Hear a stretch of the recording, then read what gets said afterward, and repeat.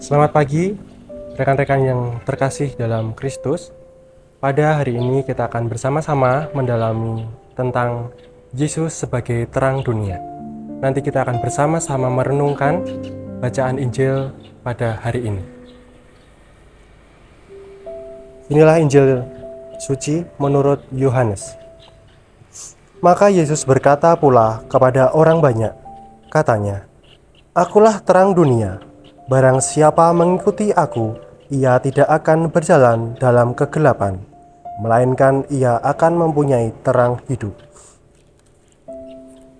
Kata orang-orang Farisi kepadanya, "Engkau bersaksi tentang dirimu, kesaksianmu tidak benar."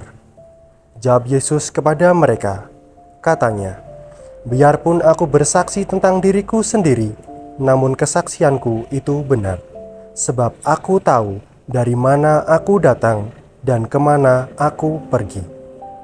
Tetapi kamu tidak tahu dari mana aku datang dan kemana aku pergi. Kamu menghakimi menurut ukuran manusia. Aku tidak menghakimi seorang pun. Dan jikalau aku menghakimi, maka penghakimanku itu benar. Sebab aku tidak seorang diri, tetapi aku bersama dengan Dia yang mengutus aku. Dan dalam kitab Tauratmu ada tertulis bahwa kesaksian dua orang adalah sah.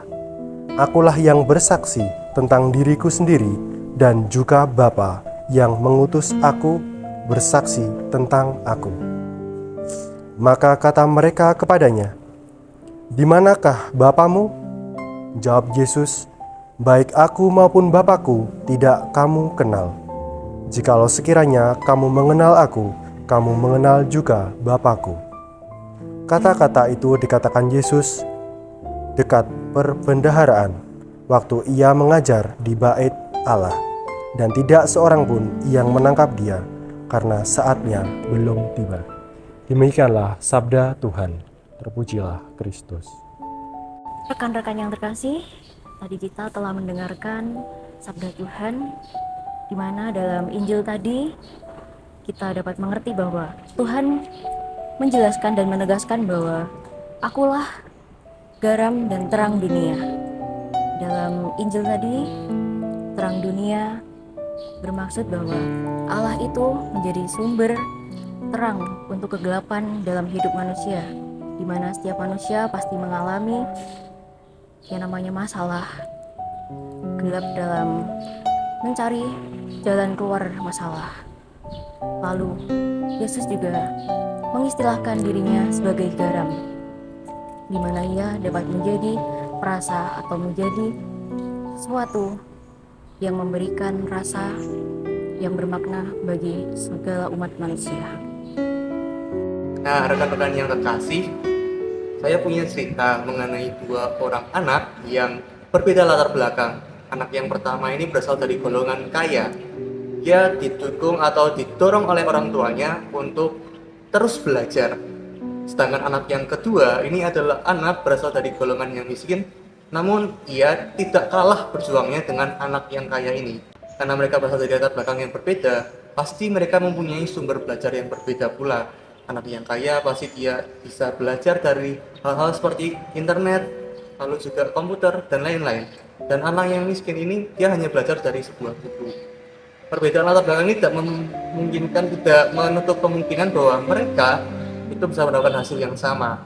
Namun, ini yang membedakan mereka. Anak yang berasal dari golongan kaya ini dia belajar terus-menerus tanpa memperhatikan sekitar. Sedangkan anak yang kedua yang berasal dari golongan miskin ini, dia belajar, namun juga dia membantu teman-temannya untuk belajar bersama. Dua hal ini merupakan dua hal yang berbeda, namun mencapai tujuan yang sama.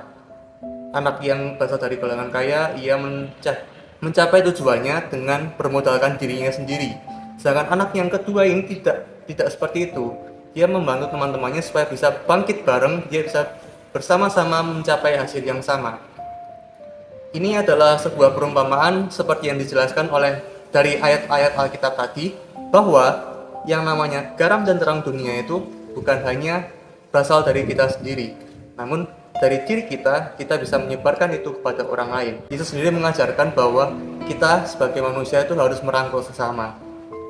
Jadi begitu untuk renungan kali ini, pertanyaannya untuk kalian, apakah kita mau menjadi garam dan terang untuk sesama?